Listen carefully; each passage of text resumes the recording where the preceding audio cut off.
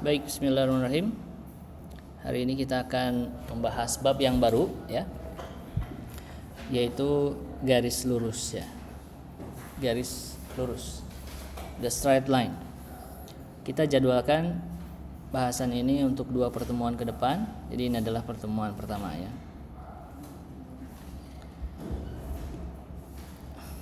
Nah, bahasan yang pertama bicara tentang garis lurus, itu ada yang disebut dengan direction numbers ya, atau bilangan arah gitu ya. Kalau diterjemahkan bilangan arah ya. A pair of direction numbers, jadi sepasang bilangan arah dari sebuah garis itu adalah komponen skalar ya. Jadi bilangan arah itu tiada lain adalah komponen skalar of any vector, dari vektor apapun kecuali zero vector ya, kecuali vektor 0 ya, on the line gitu ya, yang berada pada garis ya. Jadi di bab sebelumnya kita pernah belajar komponen skalar ya, komponen skalar gitu, dari sebuah vektor gitu ya. Jadi kalau ada suatu garis ya, ini kan kita bisa menggambar vektor yang berhimpitan pada garis ini ya. Kita tinggal gambarkan vektor garis gitu, kasih panah ya. Vektornya bisa ke atas, bisa juga ke bawah ya panahnya itu. Karena bicara vektor itu kan ada arah ya. Dan komponen skalar itu kan bicara tentang perubahan horizontal dan juga perubahan vertikal ya, delta x dan juga delta y gitu ya. Nah, makanya di sini kalau kita ilustrasikan, kita menggambar, kita menarik garis ya, sehingga kita menghasilkan segitiga siku-siku ya, dimana delta x-nya itu adalah perubahan horizontal dan delta y-nya itu adalah perubahan vertikal ya.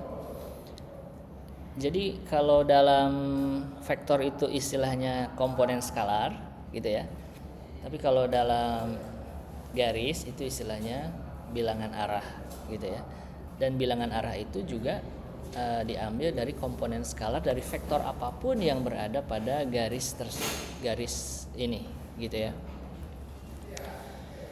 A vector is on a line if one of its jadi sebuah vektor itu berada pada garis jika segmennya itu memang tepat pada garis ya, berhimpitan gitu ya.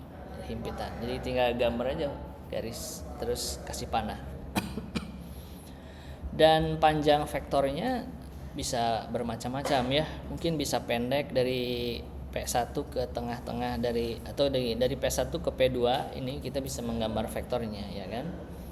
Atau dari P1 ke P, ke titik P, ini juga kita bisa sebut itu adalah satu vektor ya. Yang komponen skalarnya mungkin agak berbeda ya. Makanya di sini ya vektor apapun ya. Pokoknya komponen skalar dari vektor apapun gitu. Makanya di sini persamaan umum vektornya bisa delta x, delta y, bisa juga k kali delta x kali delta y ya. Jadi kalau delta x itu hanya yang segitiga kecil ini ya, perubahan horizontalnya. Kalau k kali delta x itu yang besarnya nih, segitiga besarnya. Itu menunjukkan kelipatannya ya. Kelipatannya sebesar k. Jadi kalau k-nya itu 2 misalnya, berarti 2 kali delta x ya. Perubahan horizontalnya ya karena memang bisa bervariasi ya. Mungkin kalau delta x yang ini besarannya misalnya 3, kalau yang besar ini 6 gitu ya. Berarti nilai k-nya 2 ya kan. 2 kali 3 6 gitu kan. Gitu. Pokoknya vektor apapun yang berada pada garis, mau yang pendek, mau yang panjang, termasuk yang arahnya berlawanan juga termasuk. Makanya di sini ada minus delta x dan minus delta y ya, komponen skalarnya. Berarti kan arahnya berlawanan ya, arahnya berlawanan gitu. Oke, itu adalah bilangan arah ya. Nah, kita lihat contoh 1. Di sini cari sepasang bilangan arah pada garis ya, yang melalui titik P1 min 4,2 dan P2 nya 2, min 6 gitu ya. Nah karena Oke, kita harus menggambarkan vektor. Jadi vektornya di sini kita gambarkan sebagai vektor U ya, di mana vektor U itu adalah vektor dari titik P1 ke titik P2 gitu ya. Yang komponen skalarnya itu, komponen skalar dari vektor ini adalah 6, min 8 ya. 6 dari mana? 6 dari 2 min 5. Ya, 2 min 4. 2 dikurangi min 4 ya, jadi 2 plus 4 jadi 6, kemudian minus 8 dari min 6 dikurangi 2 ya, jadi min 8. Jadi ini adalah komponen skalar dari vektor U ya, yang menghubungkan dari titik P1 ke P2. Dan ini adalah vektor pada garis ya. Jadi bayangkan ada satu garis yang melewati titik P1 dan P2 gitu ya. Kita nggak tahu garisnya kayak gimana, di sini nggak diceritakan, atau persamaan garisnya nggak diceritakan. Yang penting kita diminta untuk mencari berapa bilangan arahnya gitu ya. Nah, untuk menentukan bilangan arah, masih ingat tadi kita bisa gambarkan vektor pada garis tersebut ya. Dari P1 ke titik P2 itu kan kita bisa menggambar vektor ya. Garisnya mungkin lebih panjang dari itu gitu ya, vektornya, tapi hanya dari titik P1 ke P2. Dan komponen skalarnya itu adalah 6, min 8. Nah, another pair of direction numbers, bilangan arah yang lainnya itu misalnya 3, min 4. Itu juga berada pada garis loh gitu ya. Kenapa? Karena ini adalah kelipatannya ya, setengahnya ya. Jadi setengah dari 6 itu 3, dan setengah dari minus 8 itu min 4. Masih ingat tadi bisa delta X, delta Y, bisa juga K kali delta X, K kali delta Y gitu ya. Dimana K nya bisa sembarang berapapun ya, nilainya bisa kurang dari 1, bisa juga lebih dari 1 ya. Kalau lebih dari 1 berarti kelipatannya semakin besar ya, kalau kurang dari 1 berarti lebih pendek ya. Kayak ini setengahnya berarti lebih pendek ya kan, vektornya ya, jadi setengahnya lah gitu. Oke, jadi itu ya komponen skalarnya. Oke, gampang ya. Nah, selain bilangan arah, ada juga kosinus arah ya. Oke, kita terjemahkan aja kosinus arah ya, direction cosines of a line ya, kosinus arah dari sebuah garis ya. Nah, kosinus arah dari sebuah garis itu adalah komponen skalar dari unit vector on the line ya. Komponen skalar dari vektor satuan. Masih ingat? Kalau bicara kosinus arah itu hubungannya dengan vektor satuan, yaitu vektor yang apa? Masih ingat? Panjangnya 1. Vektor satuan itu vektor yang panjangnya 1. Masih ingat nggak di bab sebelumnya? Komponen apa? Kosinus arah dari vektor itu kan L, M ya. Dimana L kuadrat plus M kuadrat sama dengan 1. Ya kan, itu kan sifat-sifat dari kosinus arah ya. Jadi vektor satuan itu artinya vektor yang panjang vektornya itu sama dengan 1 ya. Nah, kosinus arah yang dimaksud di sini, kosinus arah dari sebuah garis itu adalah komponen skalar dari vektor satuan pada garis. Nah, komponen skalar pada vektor satuan itu tiada lain adalah L, M-nya itu yang di bahasan sebelumnya. Iya kan? L, M.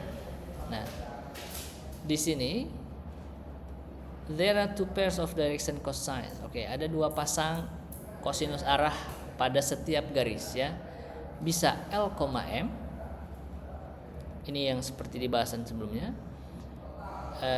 Ini adalah komponen skalar dari vektor satuan. Bisa juga min L, min M ya. Tahu bedanya? Arahnya berlawanan, betul. Arahnya berlawanan ya. Jadi kalau L, M misalnya ke sini ya. Kalau minus L, M betul arahnya berlawanan, tapi panjangnya sama, magnitudenya sama, cuma arahnya aja yang berlawanan. Oke. Nah, jadi ada dua pasang kosinus arah itu ada dua pasang ya, L, M dan min L, min M ya. Oke.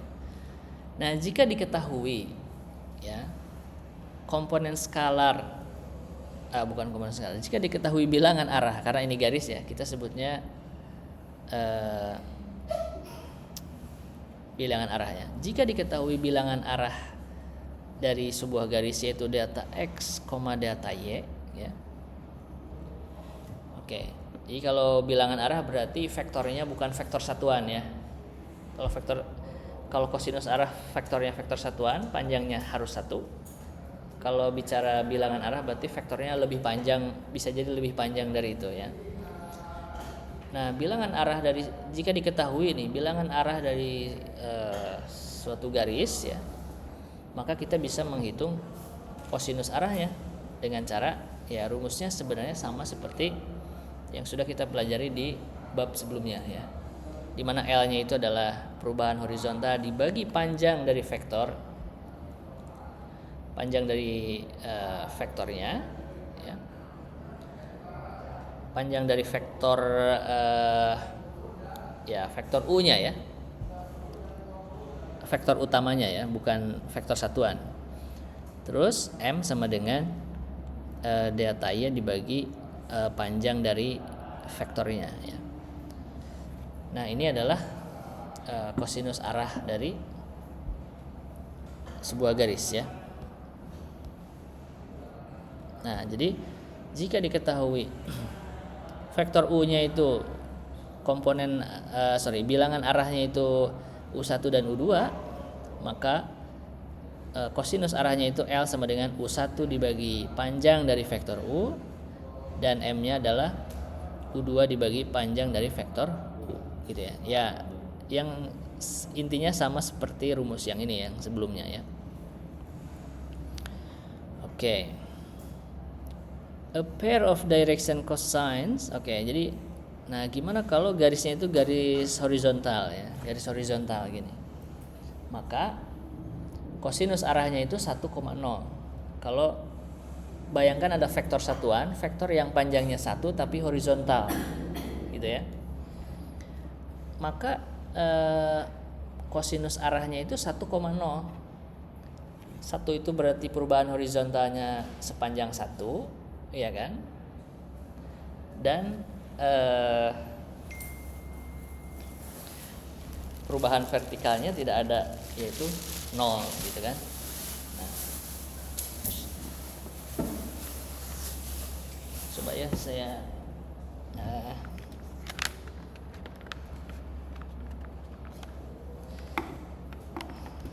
coba gambarin.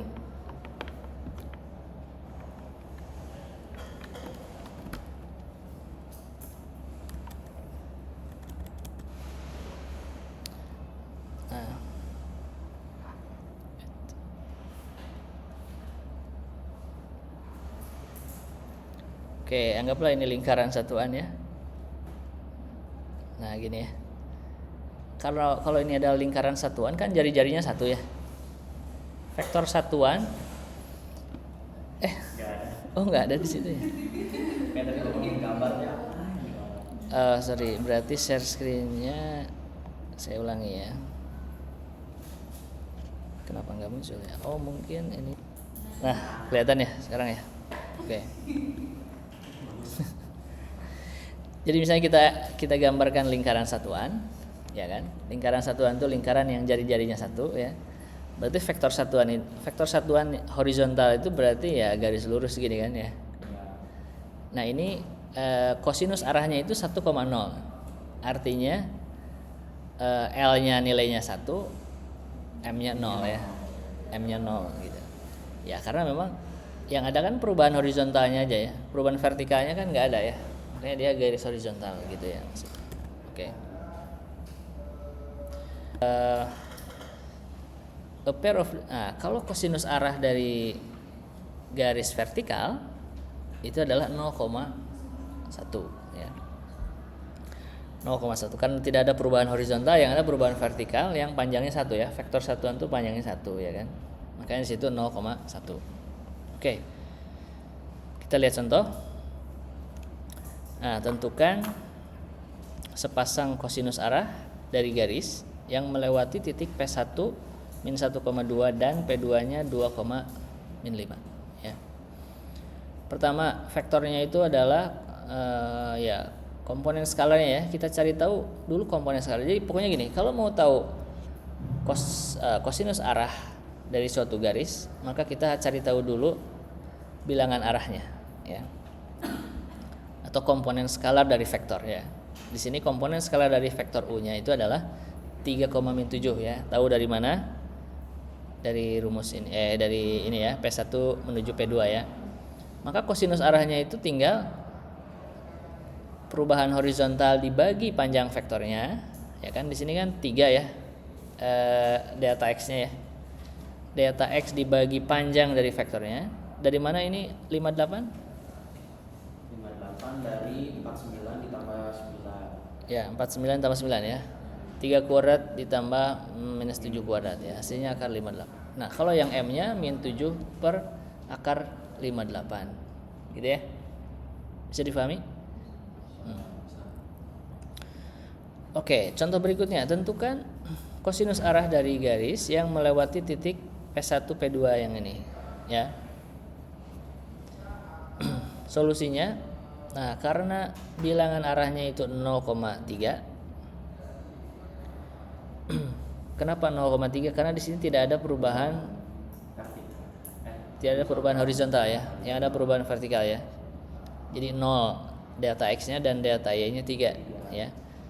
Jadi kalau kita hitung kosinus arahnya, kan rumusnya 0 dibagi akar 0 kuadrat ditambah 3 kuadrat, ya kan? 0 dibagi berapapun, bawahnya kan bukan 0 ya. 0 dibagi berapapun kan hasilnya 0. Ya, makanya di sini L-nya 0 ya. Terus 3 dibagi akar 3 kuadrat, akar 9 3 ya. 3 dibagi 3 kan 1. Ya kan? Makanya di sini kosinus arah dari garis horizontal itu 0,1 ya. Oke. Kita lihat contoh yang berikutnya. Tentukan kosinus arah dari garis yang melewati titik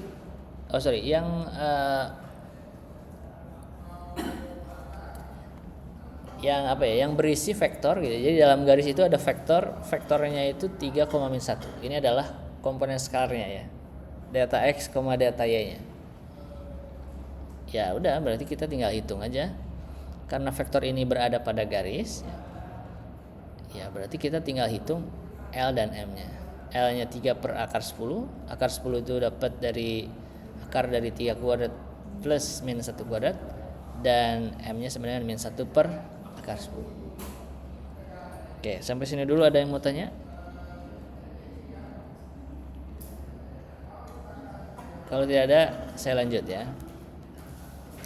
Inclination of a line ya. Kemiringan dari sebuah garis ya. Kemiringan dari sebuah garis itu didefinisikan sebagai sudut yang berlawanan arah jarum jam terkecil. Gitu ya.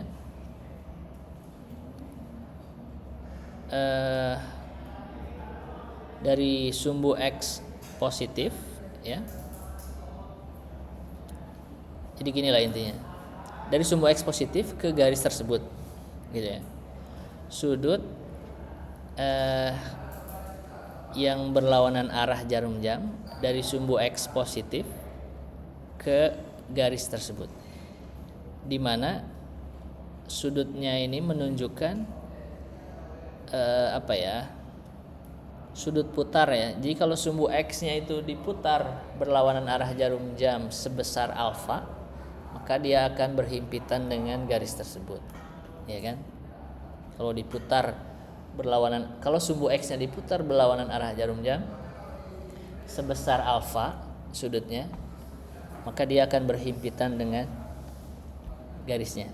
Ya kan? Nah, di sini bahasanya in order to coincide. Coincide itu maksudnya dia berhimpitan with the line, dengan garis. Sudutnya itu selalu diukur dari sumbu X ke garis ya. Itu adalah inclination, kemiringan dari garis. Nah, gambar di bawah ini menunjukkan bahwa sudut alfanya ini adalah kemiringan, menggambarkan kemiringan dari garisnya. Kemiringan dari garis horizontal itu 0. Jika ada garis horizontal, itu kemiringannya 0. Karena sudut yang dibentuk antara sumbu X dan garis itu kan 0 ya. Iya enggak? Kalau dia horizontal. Dan kalau kemiringannya itu kemiringan itu selalu lebih kecil dari 180 derajat. Ya kan? Karena ya mau sudutnya itu tumpul seperti gambar di sebelah kiri, ini kurang dari 90 pasti kan? Atau sudutnya lancip seperti yang ada di sebelah kanan, ini kurang dari 180. Nggak akan ada yang lebih dari 180. Karena kalau kita putar lagi ke bawah ini, yang kita ukur sudutnya seperti gambar yang ini, ya kan? Bukan dari sini bukan ke sini gitu. Kan harus berlawan arah jarum jam ya. Dan sudut terkecilnya itu hanya yang ini gitu. Jadi dia sudut kemiringannya itu selalu lebih kecil dari 180 derajat. Oke. Nah, ada istilah inclination, ada juga slope ya. Slope itu sebenarnya mirip dengan inclination ya. Artinya dia bicara kemiringan, atau kita sebut saja supaya beda istilahnya gradien gitu ya. Gradien garis gitu. Jadi kalau inclination itu kemiringannya itu diukur dalam bentuk sudut ya. Kalau gradien itu bukan dalam bentuk sudut gitu ya. Rasio antara perubahan vertikal dibagi dengan perubahan horizontal ya. Itu gradien kan? Ya kan? Atau di sini the tangent of the inclination of a line. Jadi tangan dari sudut inclination itu, dari sudut kemiringan itu disebut dengan gradien. Jadi di sini S itu sama dengan tan alfa ya. Jika kita tangankan sudut inclination alfanya, maka itu hasilnya jadi S, di mana S itu adalah gradien. Atau dalam hal ini slope. Kalau waktu SMA, S-nya itu dihitung dengan cara ini, delta Y dibagi delta X. Atau tan alfa juga mungkin familiar ya. Kalau bicara segitiga Pitagoras ya. Pitagoras gitu kan. Depan dibagi samping gitu kan ya.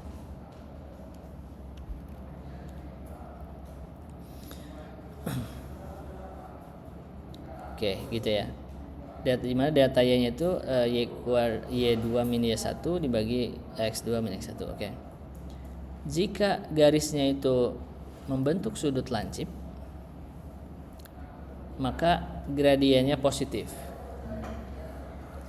Dan jika garisnya itu membentuk sudut tumpul, obtuse angle, maka gradiennya negatif ya.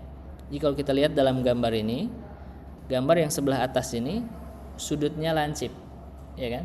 Dan kalau sudutnya lancip, maka gradiennya positif, ya.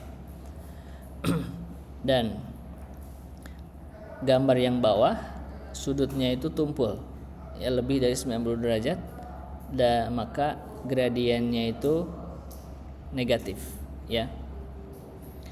Ya. Karena apa? Karena perubahan vertikalnya negatif, ya kan? Perubahan vertikalnya negatif. Artinya dia atau gini lah. Kalau yang atas itu semakin ke kanan, dia kan semakin naik ya. Kalau yang atas, gambar atas itu semakin ke kanan dia semakin naik. Kebayang nggak kalau kalian punya usaha terus ketika diplot keuntungannya itu sama kayak gambar ini, gambar atas itu kan bagus ya kan, trennya positif istilahnya ya, trennya positif ya, itu kan karena gradiennya positif gitu. Tapi kalau usaha terus keuntungannya seperti yang ada di gambar bawah, itu musibah ya namanya. Gitu kan, trennya negatif ya, karena semakin ke kanan semakin turun, ya kan? Nah, atau gradiennya negatif, gitulah kira-kira ya. Kemudian poin yang ketiga, jika garisnya itu paralel sejajar dengan sumbu X, maka gradiennya 0 ya. Dan jika inclination-nya 90 derajat atau tegak lurus terhadap sumbu X, maka gradiennya tidak terdefinisi. Gitu. Kenapa tidak terdefinisi? Kalau garis vertikal.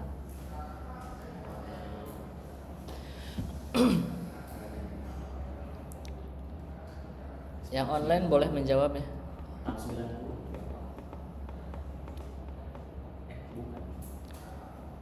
Kalau garis horizontal, ulangi ya. Kalau garis horizontal gradiennya 0. Kalau garis vertikal gradiennya tidak terdefinisi.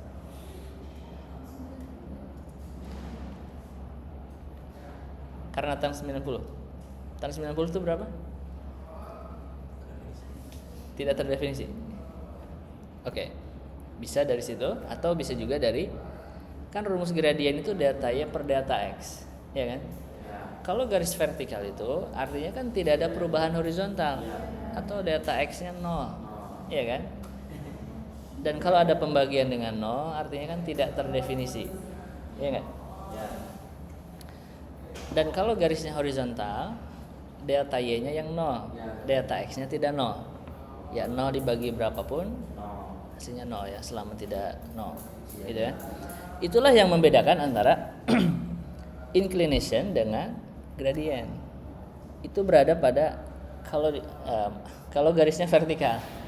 Kalau inclination mah ada sudutnya 90 derajat, ya kan? Alfanya 90.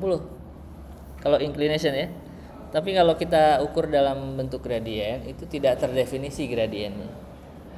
Gitu bedanya.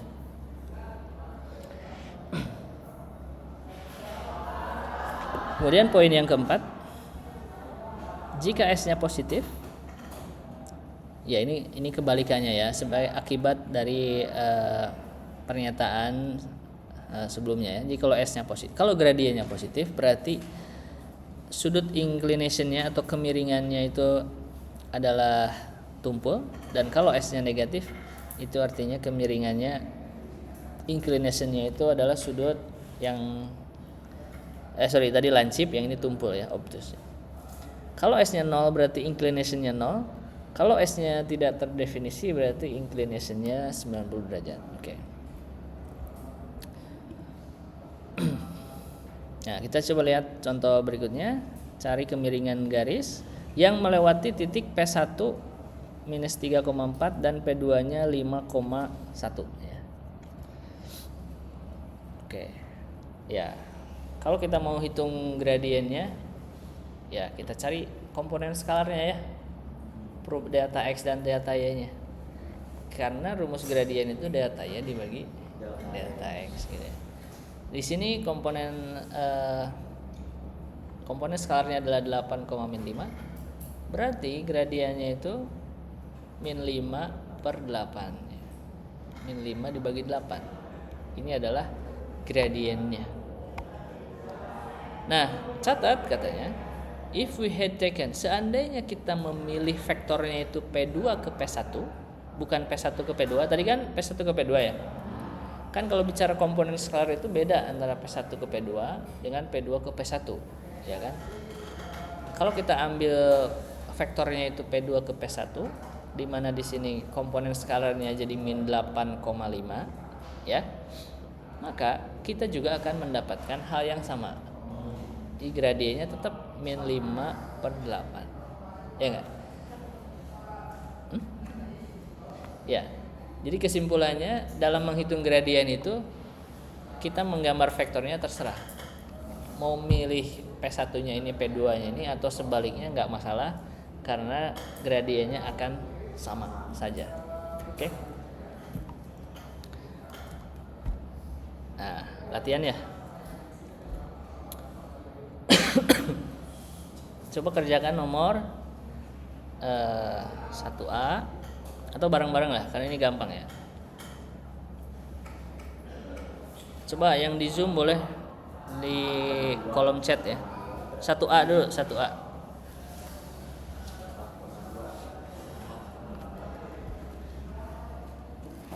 Apa bilangan arahnya? Bilangan arahnya 4, dari mana 4? dari 3 dikurangi 1. Oke. Ya. Jadi komponen skalarnya ya, komponen skalar dari vektor P1 ke P2 gitu ya. Itu adalah bilangan arahnya ya. 4,2. Kalau yang nomor 2 1,4.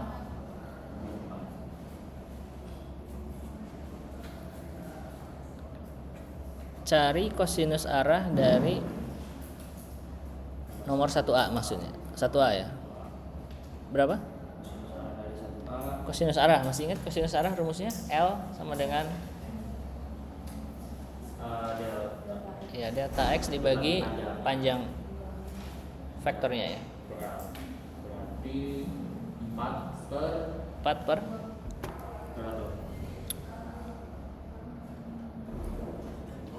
16 tambah 4 ya. Oh iya, akar 20. 4 per akar 20 atau 2 per akar 5.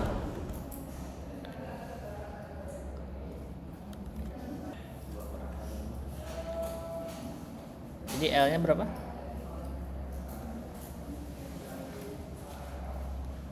4 per 4 per akar 20. akar. Tadi 20 itu dapat dari mana? Dari 4 kuadrat ditambah 2 kuadrat ya. Gitu ya. 4 per 16 tambah. bisa disederhanakan nggak? Bisa jadi 4 per 2 akar 5. 4 per 2 akar 5. Jadi 2 per 5 akar 5. gitu. 4 per 2 kali 5. Karena akar 20 itu 4 kali 5. akar 4 kali akar 5 ya. Akar 4 nya jadi 2. Jadi 2 akar 5. Nah, sebuah pecahan itu bisa disebut sederhana kalau penyebutnya tidak ada akar ya. Gimana menyederhanakannya? Garis bawah Jadi berapa ini? kali akar 5 per akar 5.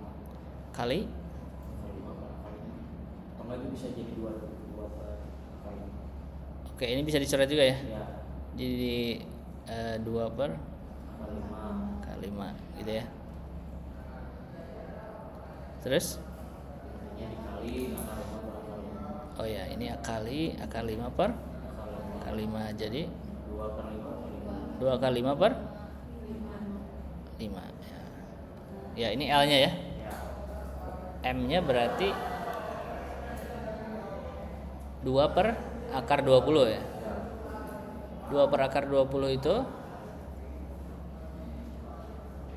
2 per akar 20 berarti per akar 5. 1 per akar 5. 1 per akar. Iya kan? Per 5. Ya. M-nya 2 per akar 20, 1 per akar 5 ya. Karena ini 2 akar 5 ya.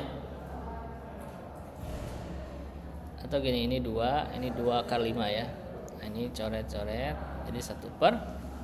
Nah, kalau disederhanakan jadi Akar 5 per 5. akar 5 per 5 betul. Nah, ini adalah kosinus arahnya ya.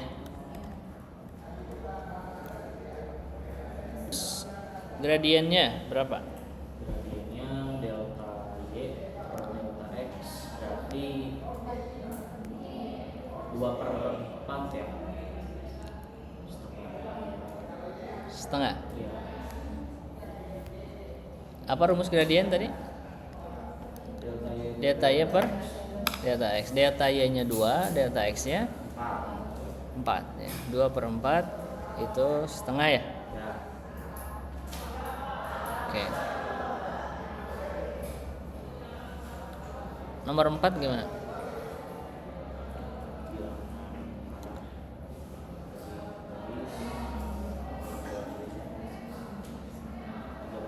Oh, gradiennya itu maksudnya berada Cari bilangan arah dari garis yang gradiennya 3,3/5. Berarti 5,3. 5, Iya ya benar ya 5,3. 5,3 ya. 5-nya itu sebagai delta X ya. Tapi bisa juga min 5,3. Min 5, Min 3. bisa. Nah, Ya. yang B.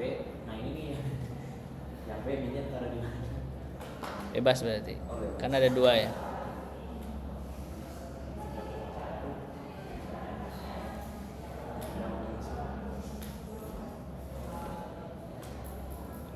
Ya, kalau minusnya ke 1 misalnya, ya kan bisa dihitung ya.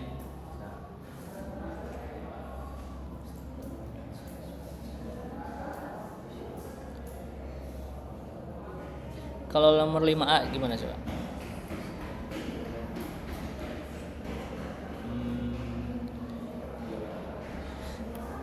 Gambarkan garis yang memenuhi kondisi geometri berikut. Si garis itu melewati titik min 1,2 dan bilangan arahnya itu 2,3.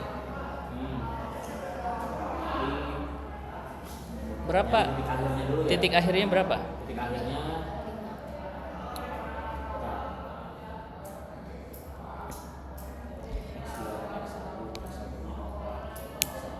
tiga. 2 itu kan menggambarkan apa? Dua yang mana? Ini bilangan arah 2 ini kan delta X ya. Oh iya, Delta X itu menggambarkan menggambarkan X2 dan X3. perubahan horizontal. horizontal. Ya. Ke kanan atau ke kiri? Ke kanan ya, karena positif ya kan. Jadi dari minus 1 ke kanan 2 langkah, Oh iya, ya kan? karena Jadi berapa? 3. Ya, kalau ke kanannya jadi 2, berarti bergeraknya 3 1 kali. Kalau gue ini tidak 1.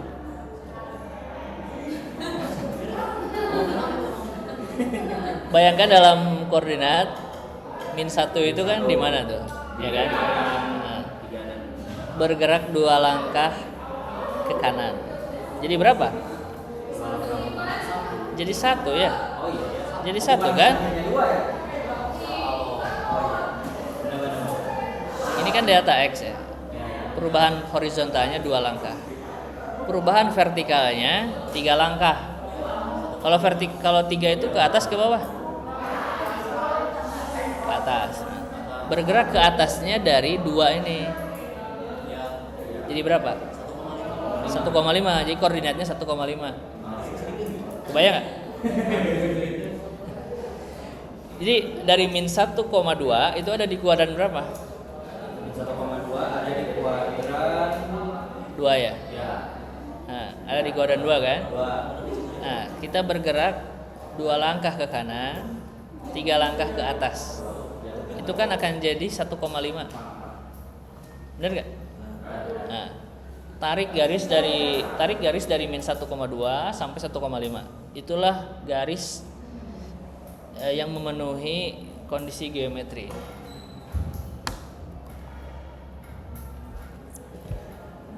Nah, ini gambarnya yang ada di sebelah kanan ya. Ini kan titik ini min 1,2 di sini ya. Di kuadran 2. Kita bergerak 2 langkah ke kanan, 3 langkah ke atas, 1, 2, 3. Nah, ini adalah koordinatnya 1,5. Kan kita bisa menggambar suatu garis itu kalau 2 titik diketahui. Ya nggak? Karena kalau hanya satu titik yang diketahui itu kemungkinannya banyak sekali. Iya kan? Tadi kan diketahuinya cuma min 1,2. Iya kan? Kita nggak bisa menggambar garis apapun kalau diketahuinya hanya satu titik. Tapi dari soalnya diketahui bilangan arahnya itu adalah berapa tadi? 2,3 ya kan? Bilangan arahnya 2, jadi itu kita manfaatkan untuk mencari titik berikutnya. Dan titik berikutnya itu adalah 1,5.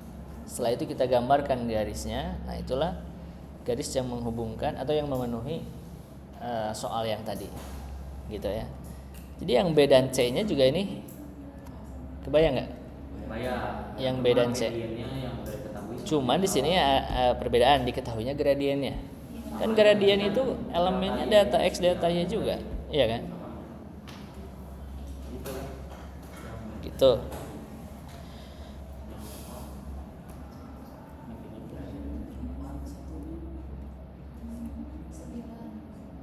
Bisa dipahami?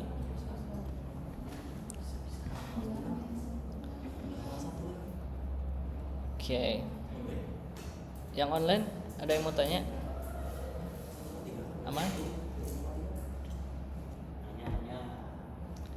Oke, saya lanjut ya. Persamaan umum, persamaan garis, ya, persamaan linear yang umum ya. Persamaan umumnya itu AX plus BY plus C sama dengan 0. Ya. Ini adalah persamaan umum. Jika diketahui P1-nya itu jika diketahui suatu titik P1 X1, Y1 koordinatnya, ini adalah the initial point ya, titik awal dari sebuah segmen dari vektor tak 0 U ya, yang komponen skalarnya itu adalah A, B, di mana A dan B adalah konstanta. Himpunan semua titik P X, Y ya, itu mempunyai sifat-sifat bahwa P1 ke P ya, vektor P1 ke P itu tegak lurus dengan vektor U ya. Itu berada pada garis. Jadi jadi gini. Kalau diketahui vektor U ya, di mana komponen skalanya A, B, di mana titik awal dari vektor U itu adalah P1, maka himpunan semua titik P-nya dimanapun ya, misalnya P-nya ada di sini nih, maka vektor P1 ke P itu tegak lurus dengan vektor U, di mana vektor P1 ke P-nya itu tepat berada pada garis ini gitu. Dan karena tegak lurus, maka dot product antara U dengan vektor P1P itu sama dengan 0. Masih ingat pada saat kita bahas tentang sudut antara dua vektor, ya kan? Di situ ada rumus U dot product dengan V ya. Dan kalau sudutnya itu membentuk 90 derajat, maka U dot V-nya sama dengan 0 ya. Itu cirinya tegak lurus, ya kan? Jadi kalau kita lihat dua vektor ini ya, vektor U dengan vektor P1 ke P ini kan membentuk sudut siku-siku ya, atau tegak lurus gitu ya. Dan karena tegak lurus, maka kalau kita kalikan, kalau kita dot productkan vektor U dengan vektor P1 ke P, itu hasilnya akan sama dengan 0 gitu ya. Dimana vektor U itu direpresentasikan dengan komponen skalar ini A, B, kita dot productkan dengan P1P sama dengan 0. Nah, masih ingat dot product ya? Kita kalikan elemen yang bersesuaian ditambah, jadi skalar hasilnya nanti ya. Jadi skalar hasilnya. Jadi di sini A-nya kali, kan gini, P1P ini kok ada komponen skalarnya sebenarnya. Komponen skalar dari P1P itu X min X1 ya kan. Perubahan horizontal P1P itu kan X min X1 ya. Karena titik P itu koordinatnya X, Y nih. P1 koordinatnya X1, Y1. Berarti kan perubahan horizontalnya X min X1. Benar kan? Dan perubahan vertikalnya Y min Y1. Kalau kita dot product kan berarti A-nya kali X min X1 dan B-nya kalikan dengan Y min Y1 ya. Gitu. Nah, kalau kita jabarkan sama dengan 0 ya. Kalau kita jabarkan kurungnya ini dikali-kalikan ya, A kali X, A kali minus X1 dan seterusnya. Kemudian kita misalkan min AX1 plus BY1 nya sama dengan C. Oke. Kita jabarkan dulu ya.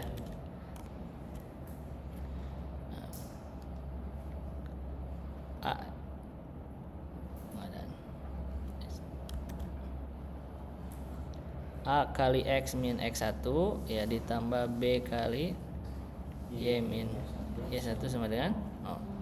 Kalau kita jabarkan kan ini A kali X min AX1 ya tambah BY min sama dengan 0. Nah, kalau kita tulis ya ini AX plus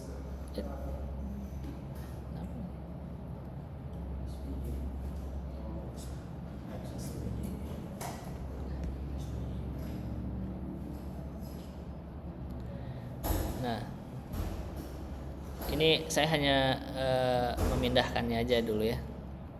Nah, seandainya min AX min BY1 nya ini sama dengan C, maka kita akan punya AX plus BY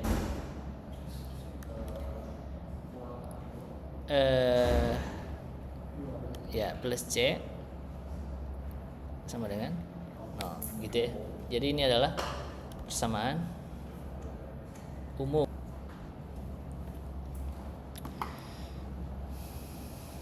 Oke. It is an equation. Jadi ini adalah persamaan sebuah garis lurus ya, di mana A dan B keduanya itu tidak 0 ya. Di mana A dan B itu keduanya tidak 0. Jadi gini, persamaan garis itu sebenarnya garisnya itu kan yang ini ya. Ya kan? Ini garisnya. Jadi persamaan garis itu ternyata ada hubungannya dengan vektor yang tegak lurus dengan garis itu. Gitu ya. Kan kita tahu A, B itu kan dari vektor yang tegak lurus ini.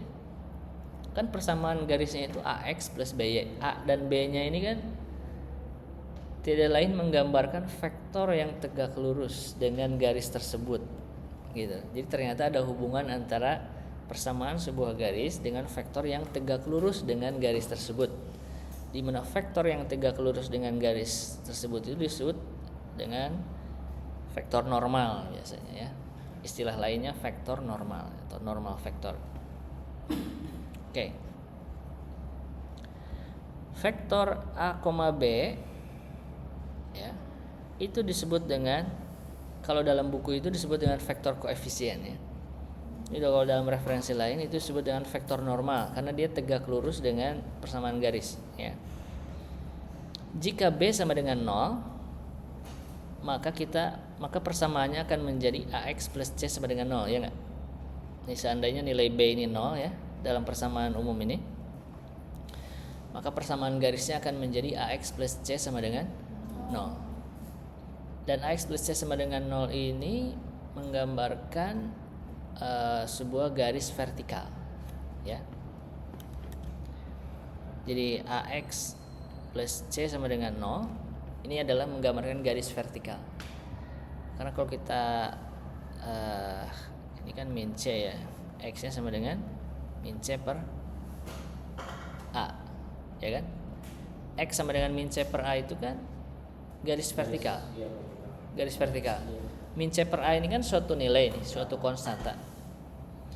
Misalnya X sama dengan 2 itu kan garisnya vertikal ketika X nya 2 ya kan. Artinya apa tuh? Nilai Y nya berapapun nilai X nya konstan gitu ya. Selalu 2 gitu. Jadi kalau digambarkan ya gini ya, misalnya ini 2 ya. Jadi nilai Y nya berapapun, Y nya misalnya 2, Y nya 3, ya pokoknya nilai X nya selalu 2 ya, berarti dia vertikal gini gitu. Oke. Sorry, saya ngegambar nggak ada ya. Nggak ada Pak. Karena saya harus mengakhiri slide show-nya. Ini. Oh, tadi saya nulis nggak ada ya. AX plus D sama dengan 0. AX sama dengan min C. X sama dengan min C per A ya. Ini kan konstanta, min C per A itu sebuah nilai ya. Kalau C-nya diketahui, A-nya diketahui ya kan. Itu kan artinya garisnya garis vertikal. Jadi seandainya misalnya X sama dengan 2, itu kan garisnya garis vertikal ya. Jadi nilai X-nya itu selalu 2, berapapun nilai Y gitu ya. Oke. Kemudian kalau A-nya yang 0, berarti persamaan garisnya jadi BY plus C sama dengan 0. Ya kan? Dan ini adalah persamaan garis horizontal. Persamaan garis horizontal. Nah ini nih, kalau yang dalam gambar sebelah itu yang warna kuning garis vertikal, yang horizontal yang ungu ini. Ya. Jadi kalau A-nya 0, berarti BY plus C sama dengan 0. Persamaannya itu adalah persamaan garis horizontal ya. Nah, vektor normalnya itu adalah 0, B ya. Vektor normalnya 0, B. Oh, yang tadi yang garis vertikal vektor normalnya A, 0 ya. Karena B-nya sama dengan 0 ya kan. Jadi vektor normalnya A, 0. Kalau ketika A-nya yang sama dengan 0, maka vektor normalnya 0, B karena A-nya sama dengan 0. Oke, atau gini, kita coba lihat gambar ini ya. Seandainya nilai A-nya 2, nilai B-nya 3, dan nilai C-nya min 6, maka garisnya itu seperti yang warna hijau ini. Ya. Seandainya nilai B-nya 0, berarti kan persamaannya jadi 2x min 6 sama dengan 0. Ya kan? 2x min 6 sama dengan 0 itu kalau digambarkan itu menjadi garis vertikal. Yang ini nih. Kalau kita pindah ruaskan, ini kan jadi 2x sama dengan 6. Berarti x sama dengan 3. X sama dengan 3 itu kan berarti kita gambar garis vertikal ketika x-nya 3. Di x sama dengan 3. Itu kan 3 ya. 1, 2, 3 ya kan. 1, 2, 3. Oke. Seandainya nilai A-nya yang 0, maka persamaan garisnya jadi 3Y min 6 sama dengan 0. Ya kan? 3Y min 6 sama dengan 0. Dan kalau kita gambarkan garisnya itu adalah garis horizontal yang ungu itu. Karena kalau kita pindah ruaskan 3Y sama dengan 6. Berarti Y-nya sama dengan 2. Nah, Y-nya sama dengan 2 itu berarti di atas sumbu Y, atas sumbu X ya. Ini garis horizontal. Jadi nilai X-nya berapapun, nilai Y-nya selalu konstan gitu. 2. Oke. Nah, normal vektornya ya, masih ingat normal vektor itu kan vektor yang tegak lurus ya dengan garis ya. Kalau yang merah ini adalah normal vektor dari yang warna hijau ini, garis hijau. Kan normal vektornya itu 2,3 ya, karena A, B ya kan. Normal vektornya, vektor normalnya itu kan A, B. A-nya 2, B-nya 3, ya kan? Dan 2,3 itu kan berarti perubahan horizontalnya 2, vertikalnya 3. Yang kalau digambarkan kan gambar yang merah ini, vektornya. Seandainya vektor ini kita geser sehingga titik ujungnya berada pada garis, itu kan ya, atau kita bisa kelihatan lah, itu kan tegak lurus ya antara vektor yang merah dengan garis yang warna hijau, ya kan? Nah gitu ya, jadi ada hubungan antara suatu garis dengan vektor yang tegak lurus dengan garis tersebut ya. Nah kalau yang 2,0 itu adalah vektor normal dari garis horizontal yang warna yang vertikal ya. Ini nih, yang vektor biru ini kan 2,0. Dia tegak lurus dengan garis vertikal ini. Memang ini ujungnya nggak dipasin ya, karena mulainya dari 0,0. Jadi seandainya vektor yang biru ini kita geser sehingga titik ujungnya ada di sini kan jadinya tegak lurus ya kan. Nah, yang warna Tosca juga sama. Ini adalah vektor norma dari garis horizontal yang ini nih. Oke. Gitu. Kalau C-nya sama dengan 0, ya. Cuma di sini nggak ada grafiknya ya. Maka persamaannya akan jadi AX plus BY sama dengan 0. Itu artinya si persamaannya itu akan melewati titik asal. Ya. Jadi kalau C-nya 0, jadi hanya 2X plus 3Y sama dengan 0 misalnya. Maka kalau digambarkan garisnya itu akan melewati titik asal, ya. Gitu, akan melewati titik asal. Oke. Kemudian cuma di sini nggak digambarin ya. Nanti kalian bisa gambarkan sendiri. Nah, jika garisnya itu tidak melewati titik asal dan garisnya itu bukan garis vertikal dan garis horizontal, maka garisnya itu pasti memotong sumbu X dan sumbu Y. Itulah seperti yang garis yang warna hijau ini. Dia tidak melewati titik asal, dia bukan garis vertikal, dia juga bukan garis horizontal, maka pasti garisnya itu memotong sumbu X dan sumbu Y. Ya enggak?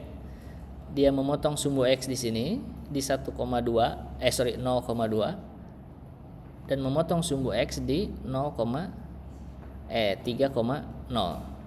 Ya kan? Oke, lanjut. Yes. Nah, ada yang disebut dengan intercept. Intercept itu artinya titik potong ya. Titik potong. Koordinat X dari titik di mana garisnya itu memotong sumbu X itu disebut dengan titik potong terhadap sumbu X pada garis tersebut. Ya. Jadi ini ada garis nih. Misalnya yang garis warna hijau nih. Dia memotong sumbu X di titik yang warna merah ini nih. Ya kan? Nah, koordinat X dari titik ini itu disebut dengan titik potong terhadap sumbu X. Dan titik potong ini kita bisa dapatkan. Nah, the point can be found, ya, titik tersebut bisa kita dapatkan dengan cara memisalkan Y-nya sama dengan 0, kemudian menyelesaikan untuk X gitu. Mungkin di SMA juga pernah diajarin ya. Jadi kalau ada persamaan garis, terus kita mau tahu titik potong terhadap sumbu X, ya kita buat Y-nya sama dengan 0, ya kan? Dan kalau kita mau cari tahu titik potong terhadap sumbu Y, ya kita buat X-nya yang sama dengan 0, gitu kan? Nanti kita lihat contohnya ya. Jika garisnya itu melewati titik asal, maka koordinat dari titik yang lain kan gini ya. Kalau ada garis melewati titik asal, berarti satu titik sudah diketahui, yaitu di 0,0, ya kan? Kita cuma butuh satu titik lain untuk menggambarkan garisnya, gitu kan? Maka titik berikutnya kita bisa cari tahu dengan sembarang, ya. Terserah, kita pilih aja satu nilai X, nanti akan menghasilkan satu nilai Y, terus dari persamaan yang diberikan terus kita gambarkan garisnya. Nanti kita lihat contohnya ya. Jika garisnya itu horizontal atau vertikal, maka titik potongnya hanya ada satu ya. Ya, kalau vertikal berarti titik potongnya hanya terhadap sumbu X, dan kalau horizontal berarti titik potongnya hanya terhadap Y gitu kan. Oke, kita coba lihat contohnya. Gambarkan grafik dari garis yang persamaannya itu 2x min 3y plus 6 sama dengan 0. Bayangkan kita nggak tahu grafiknya seperti yang ada di sebelah kanan. Kita hanya tahu persamaan garisnya. Maka caranya, ya ini salah satu caranya, ya kita cari titik potong terhadap sumbu X dan juga sumbu Y. Nanti setelah kita tahu dua titik, kita tinggal menggambar garis lurusnya, kan gitu ya. Misalnya nih, ketika X-nya sama dengan 0, maka Y-nya sama dengan 2. Nih, kita kan persamaannya 2x min 3y plus 6 sama dengan 0 ya. Kalau X-nya 0, berarti kan kita punya 3y plus 6 sama dengan 0 ya. Artinya 3y sama dengan min 6 ya. Berarti Y-nya min 6 per 3. Min 6 per 3 itu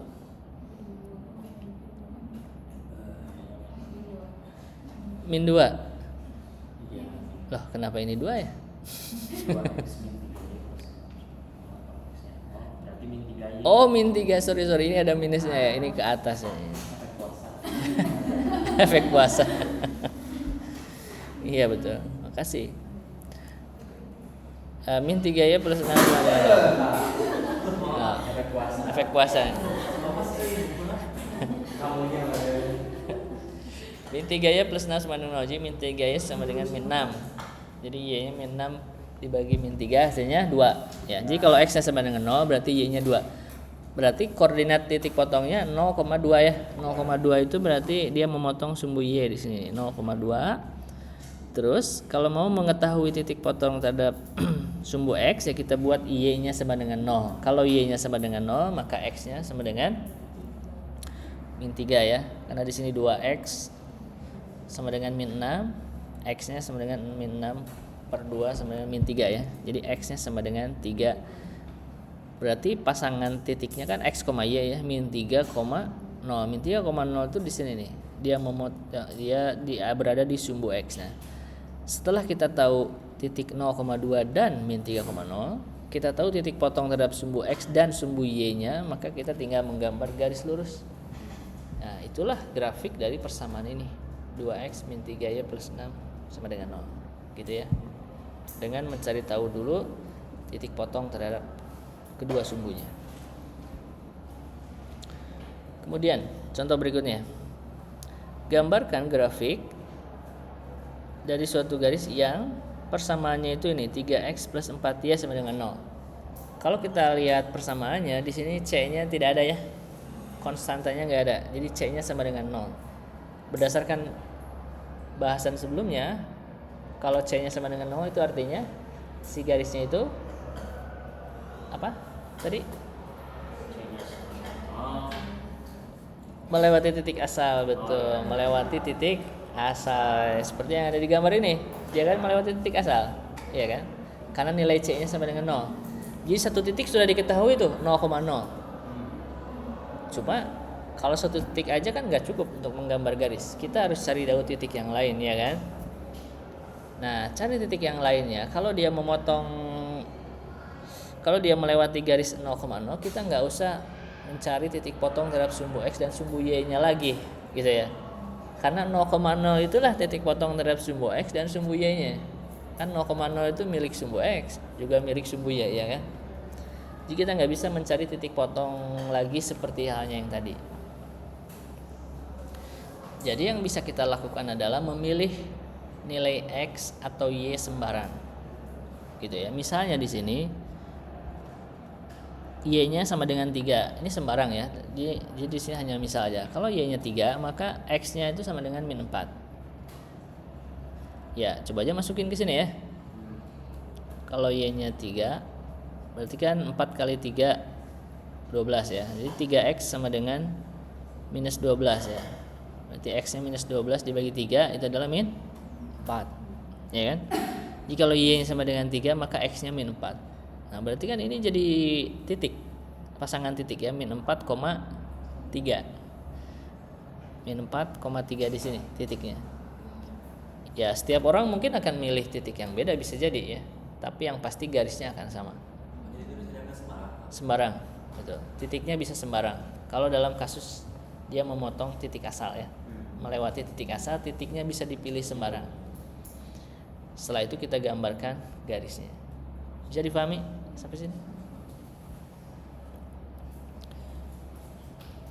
Oke.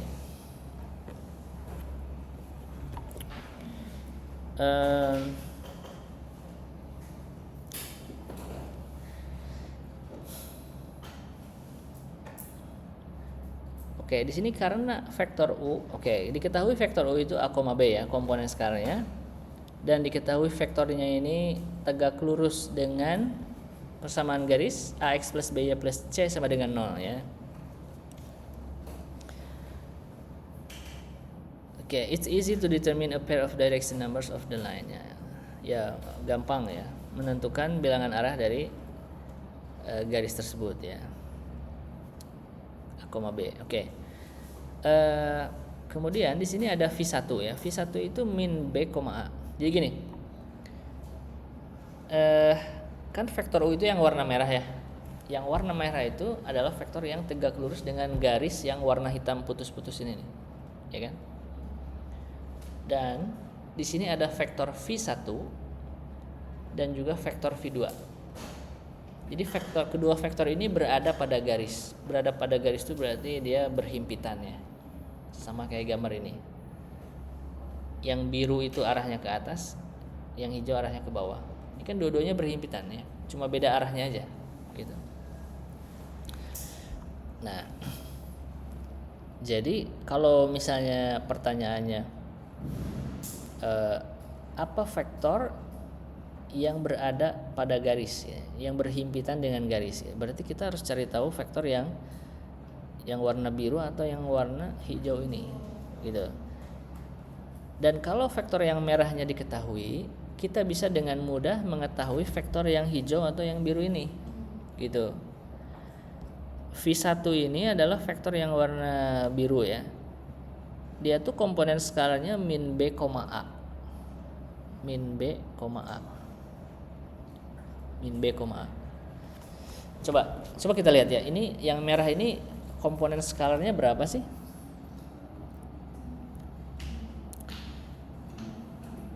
Berapa perubahan horizontalnya? 3, vertikalnya 2. Berarti komponen skalar U-nya ini A, B-nya itu A-nya 3, B-nya 2, ya kan? Kalau yang biru ini min 2,3, ya kan? Min 2,3 itu kan min B, A, ya kan? Kan tadi A-nya 3,2. Min B, A itu min 2,3, ya kan? Ke sini. Dan kalau kita lihat kedua vektor yang merah dan yang biru ini tegak lurus ya kan, membentuk segitiga siku-siku, ya kan? Nah, vektor yang tegak lurus dengan yang merah ini atau yang berada pada garis itu ada dua ya, ada yang arahnya ke atas ke sini, ada juga bisa juga ke bawah. Ini kan komponen skalarnya beda kalau ke bawah ya. Nah, kalau yang ke bawah itu B, min A. Coba lihat komponen skalarnya berapa ini? Ke bawahnya berapa? Min 3,2 ya. Min 3,2. Min 3, apa? Oh iya sorry, X-nya dulu ya. 2, min 3. Perubahan horizontalnya 2, perubahan vertikalnya min 3 ya. Dan itu kan tiada lain B, min A ya. Tadi kan A, B ya. 3,2. Jadinya 2, min 3 ya. Ya kan? Gitu.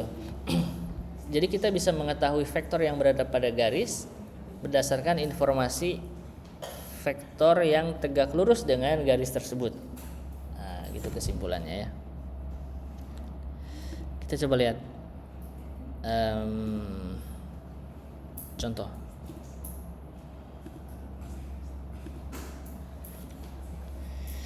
Cari bilangan arah dari garis yang persamaannya itu 2x min 3y plus 4 sama dengan 0.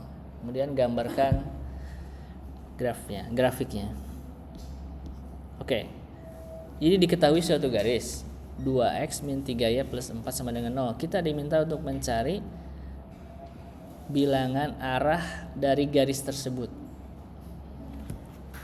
Bilangan arah pada garis tersebut. Masih ingat tadi bilangan arah pada suatu garis itu tiada lain adalah komponen skalar dari vektor apapun yang berada pada garis tersebut, gitu ya, yang berhimpitan dengan garis tersebut.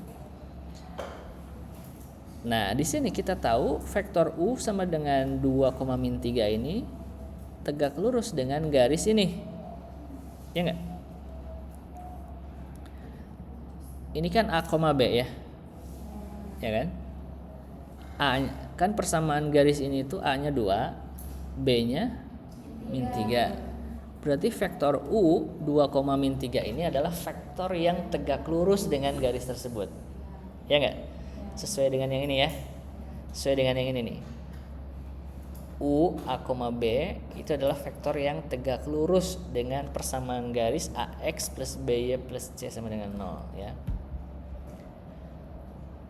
Oke, maka bilangan arah dari garis tersebutnya itu adalah 3,2. Nah, kan bilangan arah itu adalah komponen skalar dari vektor apapun yang berada pada garis. Berarti bisa yang biru, bisa juga yang hijau ini. Iya kan? Ada dua nih. Yang rumusnya tadi kalau yang biru min B, A, kalau yang hijau B, min A.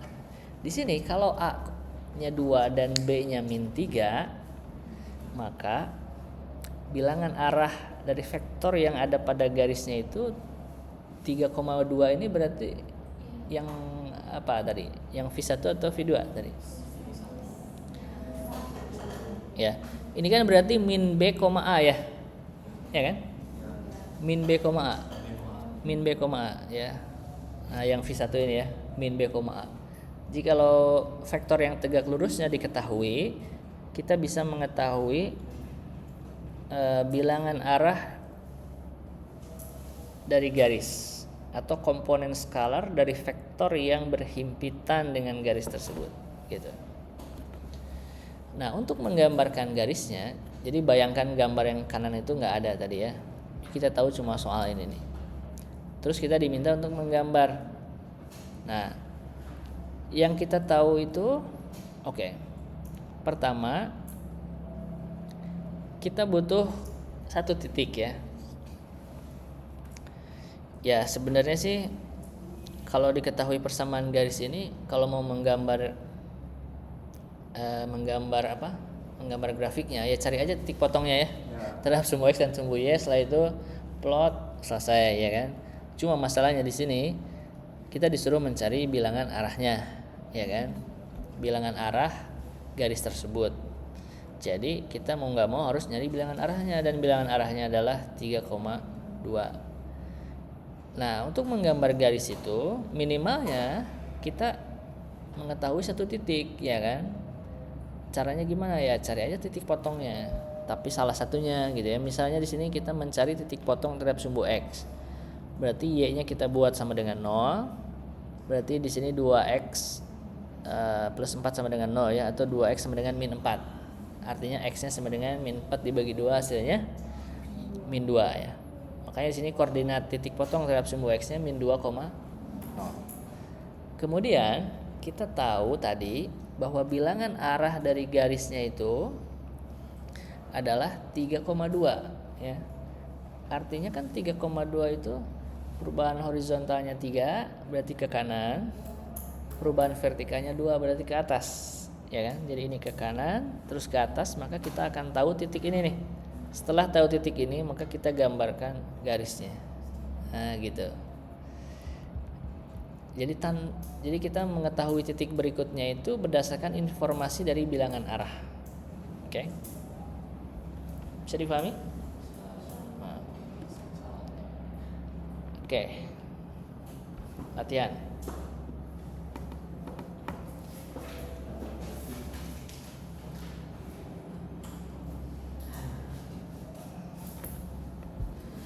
Coba 1A, nomor 2A, 3A. Itu dulu deh.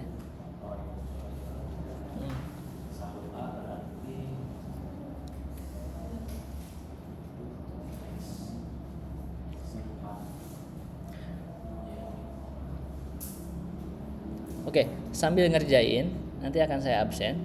Jadi ini bisa kalian foto dulu biar soalnya bisa melihat di HP. Yang online juga sama. Karena nanti akan saya absen, jadi akan saya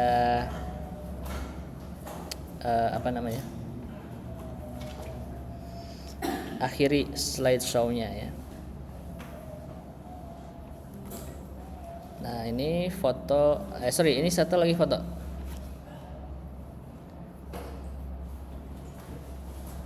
Nomor 7. Oke, bagi yang belum dapat fotonya boleh di-share di grup, nanti yang lain bisa lihat ya. Kalau ada yang belum foto ya. Oke, saya akan akhiri ya. Siapa?